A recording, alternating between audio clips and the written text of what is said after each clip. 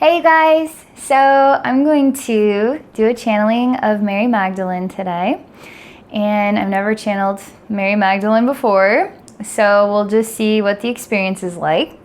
I have no idea what to expect from this. I think it's going to be empowering.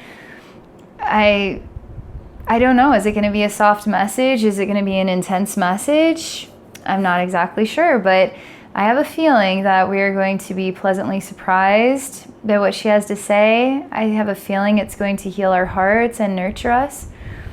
I was raised a Catholic, so naturally I was raised to not like Mary Magdalene. You know, she was a whore on the street, and Jesus so graciously, helped her. And so it's just, what is the truth about this story? Apparently she wrote her own kind of gospel, and it's never been put in the Bible. What's the real story about this? And I'm kind of in that vibe these days where whatever I've been told is starting to feel like it's not necessarily the truth. So I'm going to relax here and let's get to know Mary Magdalene today. All right.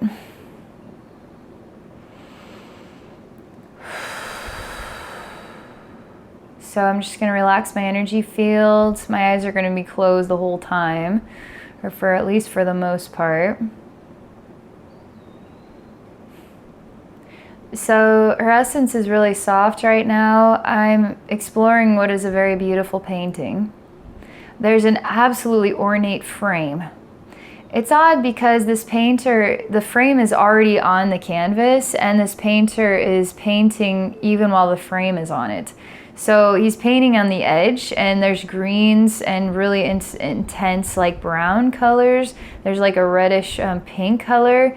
It doesn't seem like Jesus's time to me, and it feels more like it would come from, I don't know, the United Kingdom, more of like a UK flair. There's something medieval looking about this man, an upper class man kind of thing. But this painting, this painter is... he's painting on the bottom. I keep telling him this green paint is going to get all over this beautiful frame. How come you are painting with the frame on the canvas? This is such a bad idea.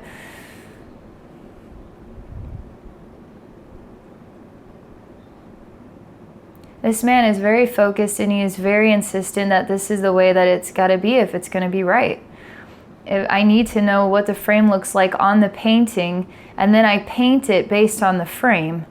I don't paint it any other way. I need to paint based on the frame. So I have to work very carefully around the edges so I don't paint on the frame. I was like, where's your freedom? Where's your style? Where's your allowing things to happen? This is not a good idea. The man looks at me, he stops painting and he looks at me and he tells me, what do you know about good ideas? As I stare into the face of a very old man, his face is sunken in and it kind of droops, and he's skinny. He's wearing a very odd, like what a monkey would wear for a hat. But it covers his whole head, and it's rounded, and then it's got a strap that comes around here to his chin. He's wearing kind of a flowing red garb. I don't know. He's holding a paintbrush, and then what is this rounded piece where like a paint palette? And he actually is asking me this wholeheartedly. And in this way, he is right. What do I actually know? If he feels that this is his correct way of painting, and he insists on it, and he lives by it, then truly, well, how could I be wrong about this? He's at peace with this. And so that's it. He's not necessarily saying I have to paint his way. He's saying this is how I paint, and why is how I paint wrong? This works for me. So in that way, I have to honor what works for his soul and allow it to be as it is. Mary Magdalene smiles at me because we're looking at a scene of really light, simplistic judgment. And in a scene of light, simplistic judgment, we can contain our emotional reactions. Maybe an artist who knows something would be irate and now trying to belittle the man for his choice to paint in this way. I'm telling you that that's not a smart idea to put the frame on the canvas and then paint with the frame on the canvas. But who am I to say? Who am I to judge? And if it brings peace to his soul to do it this way, then who am I to judge? She asked me if we should go to war over this. If we should beat it into this man's head how wrong he is to paint with the frame on the canvas. What an idiot, what a moron, what a stupid person, what an imbecile. We should strangle him. We should take a knife out. We should hurt him because he's not listening to us. He's not thinking logically. She says, this man is at peace. He is humble and he is happy with his ways. But you have somebody who sees another person at peace and doing things their own way, and they insist it shouldn't be that way, and they can't even sleep at night.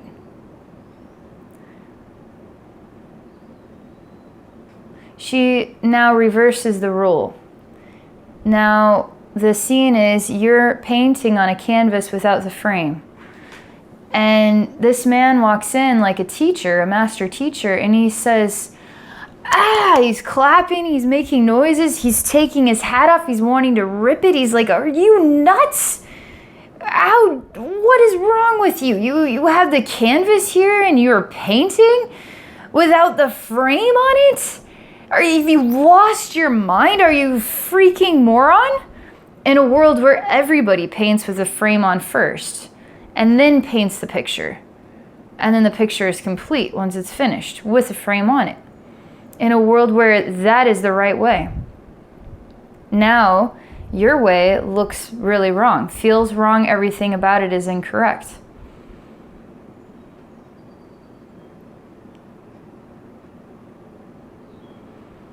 How does that make you feel?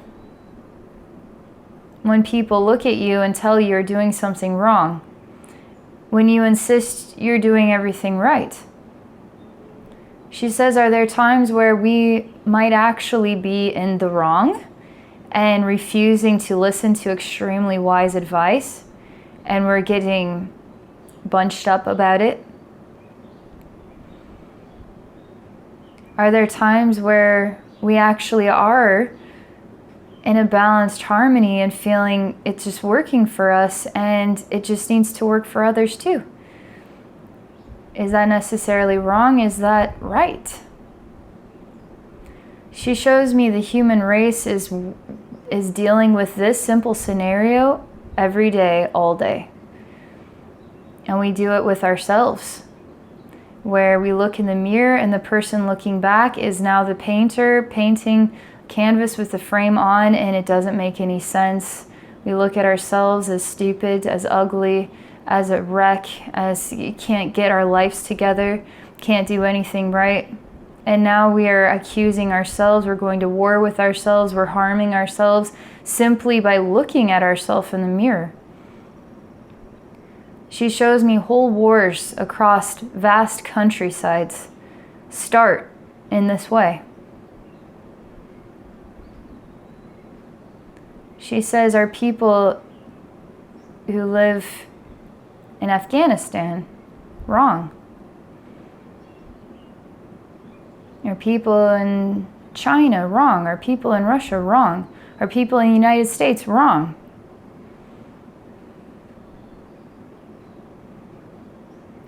She's talking about when we stop looking at what is wrong and start looking at what is right and working with what is right, things start to feel different. When we look at ourselves as not what is wrong with us, But what is right about us, things start to feel different. Things start to change, things start to open up, things start to become riveting and beautiful, the way it always truly was.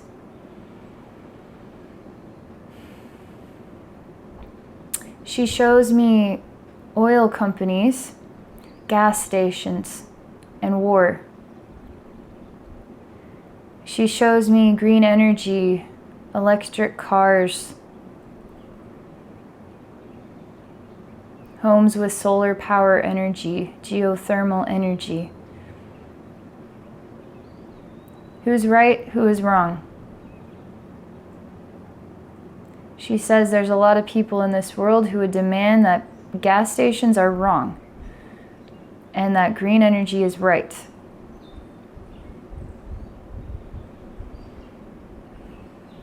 She's pausing.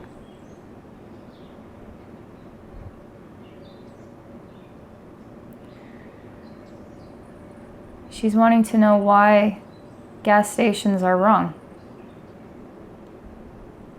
Who's to say they're wrong?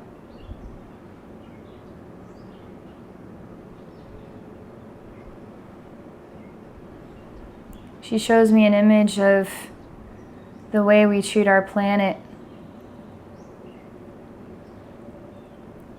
She reminds me how sometimes we are a work in progress, a masterpiece in progress, and it doesn't hurt to take a little advice. And we don't have to strangle people, and we don't have to use knives, and we don't have to go to war to encourage people to try things differently. And we can be gentle about it, and we can be encouraging about it. We can broadcast it with more welcoming approach, inspiring people without threat to explore transitioning into a new way of life.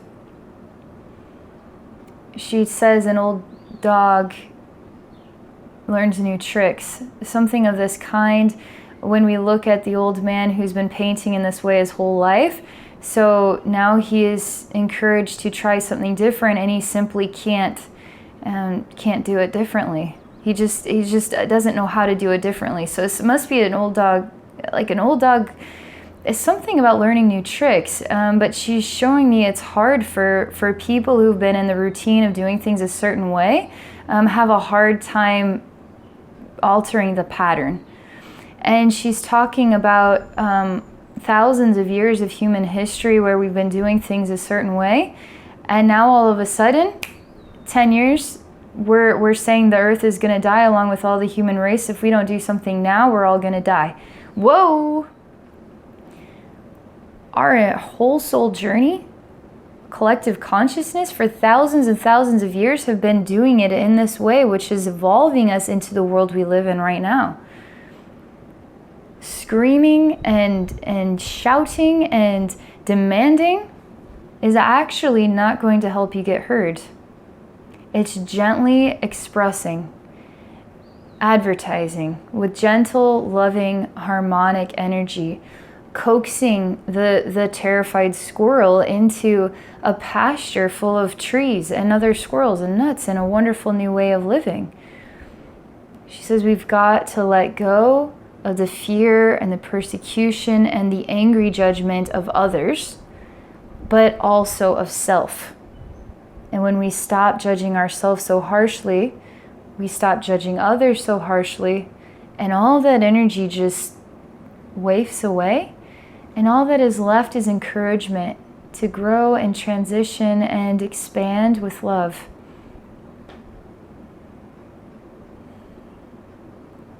She actually puts her hands together and bows and says namaste and smiles. She's a very radiant smile. She's very peaceful. She shows me an image of herself. Looks very average, girl, like an average girl. Like she's not a seductive Victoria's Secret model, but she's a very average girl. There's a plainness about her face. She has fine hair that's straight, and it's like a medium brown. She loves the fact that she can be beautiful as she is, and it doesn't matter, her appearance being plain does not hide how radiant her spirit is, how radiant her wisdom and expression of the divine feminine is. She shows me herself sitting cross-legged and sharing a meal with children, and getting into the hearts of children to help them feel connected with love. And these children feel that within their hearts, and they really resonate, and they want to receive more love. And the love then is the food that is actually shared with the meal as well. So it's like we have a meal and then we want to top it off with dessert. Well, the love is also part of the food that is digested. It's also part of the drink that is consumed. And the love actually blesses the food and the company. When we are in the presence of love, speaking from the heart, expressing love, everything blesses. We bless ourselves, we bless each other, we bless our food. And there's love that grows and expands. And these children then raise their own children to follow the same method because it was so warm and so healing and so enriching. But she shows me there's a household where the experience is scary for the child. And the child is in fear, has anxiety, worries about whether they are doing a good job or not, is waiting to be punished again. Sexual abuse. The child grows up with this programming. Even the programming showing me parents watching TV, it's a harmless show about sex and rape and we got to go to court, it's a court case and we're solving a crime mystery. It's harmless. This is sitting at the table, blessing your food and your children, and this is the energy that is blessing them and yourself right now. And now your children are going to grow up with the blessing of the relationship and the energy that was given as they were growing into adults. She says, now we're starting to understand about judgment, about hurts, about wounds, about defensiveness, about being afraid to let love in, pushing people away, because a lot of us did not grow up with all that is, was, and ever will be is purely blessed, purely sacred, purely divine, purely loving. And now our children grow up and radiate that sacredness, radiate that saintly Christ consciousness essence. Again, she takes her hands and then she bows and says, Namaste.